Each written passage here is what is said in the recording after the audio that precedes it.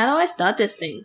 Have you plugged the bloody USB in? Yeah, it's in. Nah, man, that's the wrong port. Oh, wait, it's flashing now. It's recording. Well, let's start this thing, fool! Hello, everyone. I'm Amelia. Hi, I'm Sam. Welcome to Ask the Duo podcast, a podcast where we get deep into those late-night, unfiltered conversations. We'll be discussing all things lifestyle, relationship, mindset, and more. Alright, let's get to it!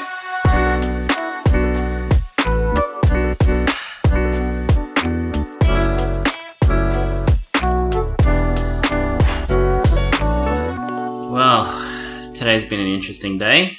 Why? Just took the biggest shit of my life. That is disgusting. I'm just kidding, guys. Just You're a lot of chores. You're not kidding. You actually did take a shit. But anyways. Today's topic is going to be a bit of a fun one, but also a reminiscent session for us, I guess. Digging back into the past. And do you think you had a typical Asian upbringing? So these questions or these points we kind of grabbed off the internet just to see general points of how people think is a typical Asian upbringing, and we'll discuss if we had that or not, and maybe bring up some funny memories that weren't so fun at the time, I guess. So first one, they usually make you do extra tutoring or even do extra homework, and the homework is usually textbooks from maybe overseas at maybe a grade up from what you're actually studying. So they is Asian parents too, by the way. So yeah. I did do tutoring. I did Kumon. Good old Kumon. Pretty much from, I think, year 1 all the way till probably around year 4 or 5. And yes, I was way ahead of my maths. I'm pretty sure I was doing fractions, like, not just standard fractions. It was like complex fractions. It was a struggle because I didn't enjoy doing it, but you know, it was something that I had to do. If I didn't do it, I would have been pretty, I don't know. I was pretty bad at maths before I did Kumon. So I think luckily I did do it. Yeah. So I did do tutoring as well. We did a few. So I think when I was younger, I don't even know what age, we did home tutoring at someone's house for a little bit. So that was maths and maybe English. I can't remember. Then on the weekends, we transitioned to going to this lady where she would teach us English. And I really hated English, actually. So I actually didn't enjoy it. And we were there.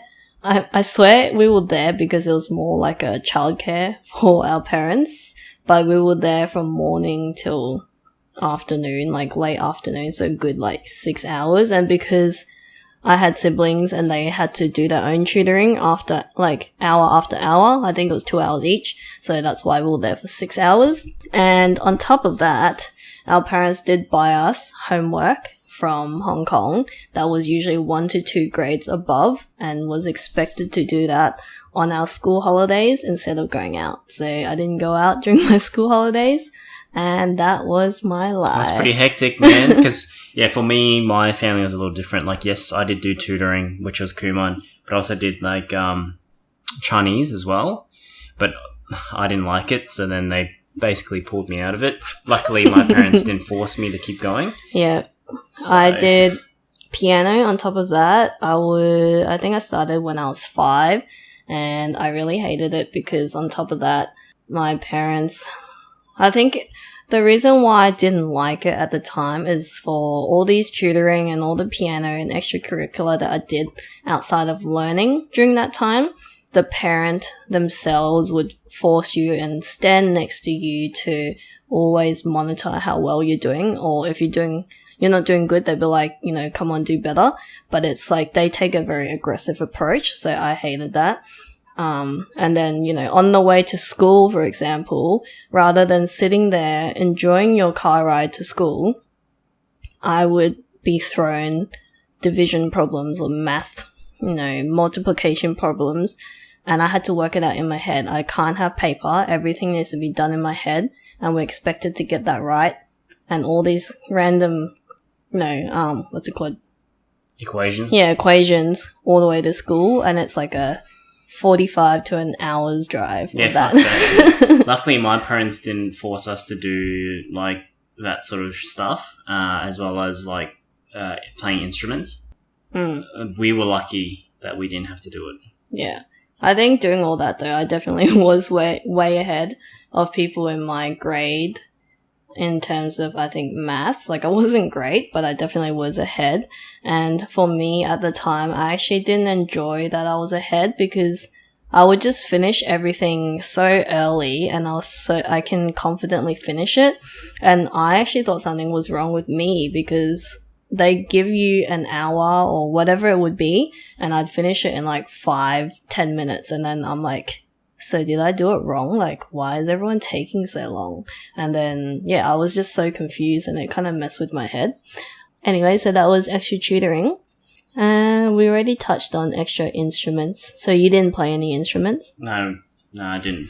Okay, and you went to language school? I went to language school. I did as well, but I think we did go. We weren't as strict on this one. I think at home, we just spoke a lot more Cantonese and we had to speak Cantonese. And if we spoke English, they just tell us to speak Cantonese. So I actually grew up speaking that language first before I spoke English. Yeah, for me, we weren't forced to go to Chinese school, though we did try to. Well, I tried to, and that was a fail. And in terms of languages at home, it was just Cantonese. But I also sort of heard my dad speak Vietnamese as well, and mum sort of used Thai. So it was kind of like a mixture of everything, but there was nothing like forced on us. Was it confusing hearing all the different languages? Well, yeah, it was harder for me because there's 3 different languages spoken at home. But mum was predominantly using Chinese, like Cantonese, with dad. So that was our main use of language. Communication. Another one, which I find is funny. Parents letting their kids read documents for them when they're really young, say maybe 4 years old, and they'll be like, hey, can you read my utility bills for me? Yeah, well, my mum was okay with that. It was my dad sometimes, so we would have to translate it for them so that they could understand. But I think my parents were pretty good with English, to be honest, so they didn't really force that on us unless it was something complex. I think we did get asked a few times, but not as common as maybe some of the other people I've seen on Subtle Asian Traits. They talk about it. We did get asked, but it wasn't so common where I feel like I was reading it all the time. But I definitely did not understand those documents because 1, English was not my forte, and it still isn't. And 2, I was so young, I just don't even know what bills are. Yeah. Another one, this one's definitely true for me. Parents giving you or buying you extra large size shirts so that you can wear it for many years to come and you can grow into it and never have to buy another new shirt. It wasn't just shirts, it was like everything. Oversized bloody pants, socks, all that stuff so that you guys could basically wear it for years. Yeah. And I definitely felt that at primary school. Like I was like uniforms. Yeah, and my school bag was like double the size of me. But the school bags, you only have one size, technically. No, well, my school had 2 or 3 different sizes. Yeah. But, yeah, we always got something that was heaps bigger. So I looked like I was bloody... If you look back at my, like, childhood photos, like, you know how there's little albums with all your photos? I have maybe, like, 2 of the same shirts that I'll be wearing from like when I was really tiny to maybe when I was like getting into my teenage years. Yeah. And it still fits me. And also on that, I used to get a lot of hand-me-downs. So we had family, friends who like went to the same school as me or like just old clothes would just get given to me. So I'd be like wearing their stuff. Yeah. Next one, line up in the queues at the shops while they run around and grab their groceries so they don't have to line up later or saves time on lining up. Or sitting in the car at a loading zone so they don't have to pay for parking. Yeah, so definitely on the queue for the shops, mum and dad always made me wait. Or if you have siblings, they'll make you split up against like, because I had other siblings, so we would each take a queue and see which one goes faster, and then our parents would just jump in and be like, okay, let's go in this one, and then they were like, all right, everyone come over here, and then that's what we did. Yeah, I didn't experience that because my sister's 9 years older than me, so yeah, she was significantly older when I was a little shit. So. Yeah. And I definitely did the loading zone thing. So one, if they're parked in the loading zone and we all went out and did something, and they saw the ticketer guy come across, our parents would be like, quick, run to the car. And then we'll go run there. And then we'll be like, nah, we're about to go. Or we'll sit in the car so that they don't have to pay for parking. See, I didn't experience that. So I don't know what that was like. Yeah. But I think it's also, I lived in Canberra back in the days and they had a lot of, so it's really small. So we would always go to the city or, you know, near the city. And a lot of that is parking, like, Paid parking. Yeah, paid parking, side street, parallel park. And, you know, sometimes it's just, we do really just want to hop off and get something and come back. And it's just hard to find parking sometimes, or you have to walk really far. So I think that's also why they did that. Yeah.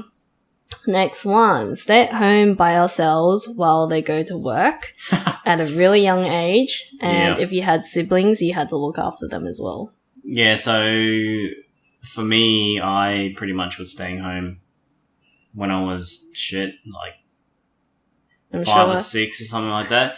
See, the funny thing is my sister was obviously 9 years older than me, so she was responsible to look after me. So if you're listening to this, mate, you fucking, man, she used to like go out or go to work or something and be So she's like, you good, mate? All right, I'm going out, bye. She's like, oh, I've got to go to work, or I've got to go to the city, or I'm going to go hang out with my mates.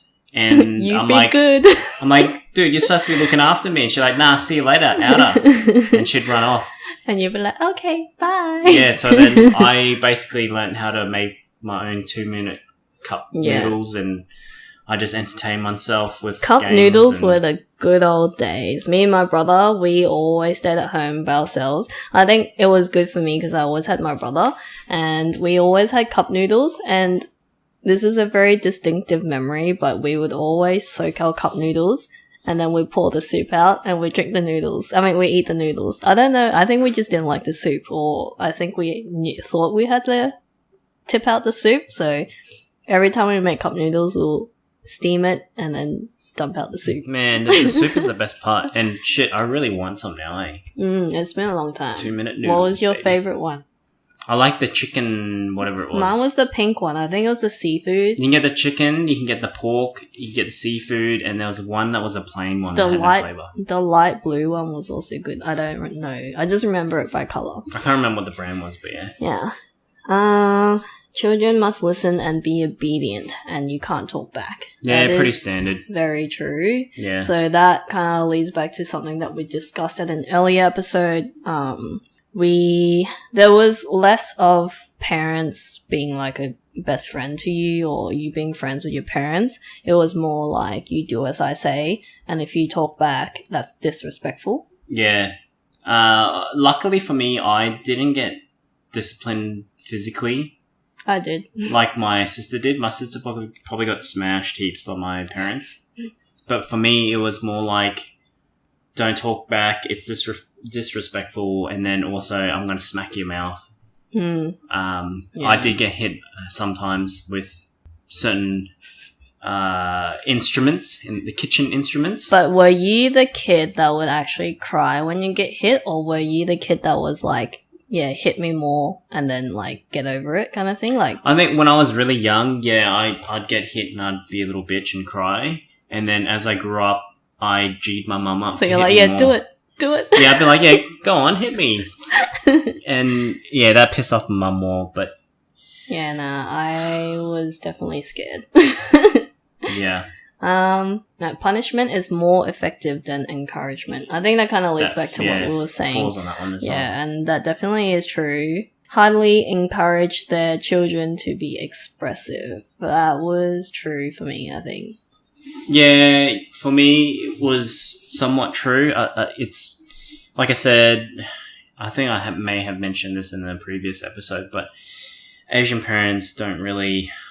I think even talk. themselves as a parent, like as a person, they didn't know how to express themselves either, because they held themselves as they need to be strong, they need to be... It's the generation thing, Yeah. you know, and it's like, especially for the dad role play or the male of the family. Yeah, the male of the family is like, yeah, they've got to deal with all this and can't be a bitch about it.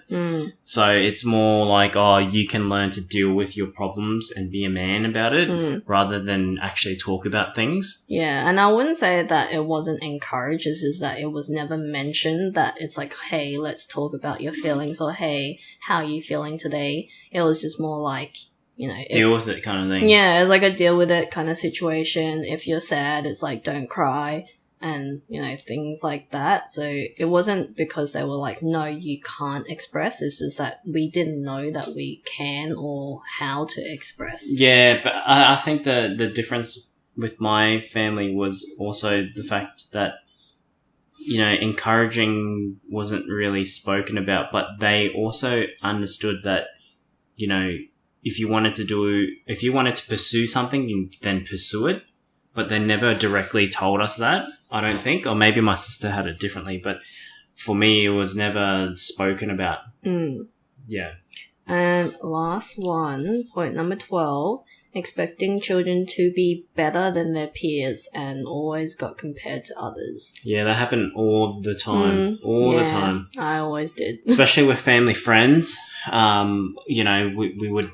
Not my parents that would do it, but other, like, grandparents or, like, other parents would be like, oh, you know, my son's doing this or that. What are you doing? And I think us living in Australia, we definitely got it. Well, I definitely got it, but it's not as extreme as the people that I know or, you know, friends of people that I know that live in Hong Kong, because they'd be like, oh, my kid got this grade in violin and now he's doing piano as well and he's doing swimming and he also got A+ in maths or something. That's what they would do. Here it's just more like, that person is doing this, or they got a really good grade here, how come you're not doing as well? It's more of that. Yeah, for me it was not just the accomplishments and schooling, it's also attitude too. So like, I was compared to other kids or family friends, like, oh, you're not, like, look at this guy, he's so well behaved. He's so well behaved. Look at you, you're a piece of shit. Like, I can just that's what the direct translation would have been. And I just look at them like, yeah, you're a piece of shit too. Like, you probably just ignore them and just continue. Yeah, I just ignored them and just kept doing it. But like, that was a thing that was always sort of spoken about, was, oh, you look at your behavior, you're shit compared to this guy or this person. Yeah, I think I got that as well. Like, if you did something wrong or maybe something you did different, they were like, why can't you be like that kid? They're so well behaved, they didn't complain, they didn't do that, and you're talking about this. And that kind of leads back to the expressiveness, because they'll be like, oh, this kid didn't complain. So that at that point in time, I was like, oh, I didn't like this. Like, I want to do this. It's like, why are you complaining? Yeah. When that was more an expression than complaining. Yeah, so I mean, that was definitely the predominant thing that my family sort of went through, was always being compared to other families' kids and their achievements as well as behaviours. So it's really annoying. Keeping this short and fun, we'll leave it as that. But definitely, we still have a really good relationship with our parents now, and we appreciate and understand at a deeper level on why they did things like that. So we're not complaining about it. It was definitely an experience to remember. And yeah. Yeah, I think just to sum it up as well, even though, if you sort of look at it from an overview point of view, a lot of these things may sound quite harsh and kind of fucked up to some regard, but it actually shaped us in a particular way as we grew up. And I think, especially when I was younger, I thought, this is fucked up. Why the fuck are they doing all this shit? Yeah. But then as you sort of get older and get into the adulthood, you sort of realize, shit, like, all this stuff, as harsh as it was, it actually has some play to real life. Yeah, and like, for example, the shirt kind of situation, they didn't have money. They actually worked their ass off like 12 to 15 hours a day to make a living. Coming over to a new country, learning a whole new language as well. So and that's something that we have learned to appreciate and understand why they did that. And in terms of making you learn extracurriculars, that was really helpful, because then you actually do have a lot more skills to learn.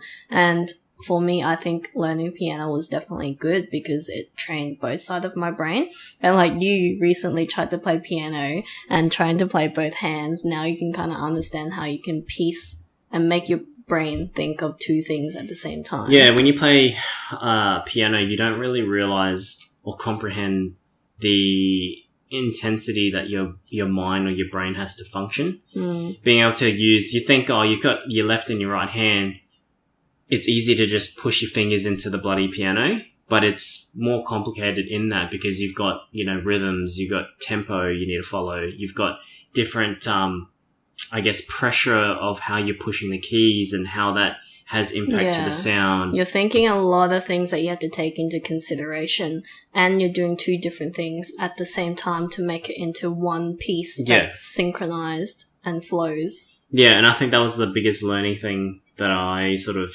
figured out as I tried to learn to play piano now, and it's bloody hard. It's quite complicated. But hey, you can kind of play, what's that song again? I forgot. What grade is that again? 4? I don't know. I just know it's a Mozart song. Yeah, baby. Mozart, boys. Represent, mate. Alright, we'll close it from here. And if you had an Asian upbringing or even any cultural upbringing that you'd like to share, we'd love to hear it in our comments on Instagram. Thank you so much if you have reached to the end. We really appreciate you for tuning in. And if you like what you hear, please share it with your friends or family and subscribe to our podcast on whatever platform you are listening to. Make sure you share any topics you'd like us to cover or questions you might have to our Instagram. Slide it into our DMs. Pika. You can also stay in the loop of all the behind the scenes and the release of our new episodes there too. Our Instagram is Ask the Duo Podcast. That's AskTheDuoPodcast.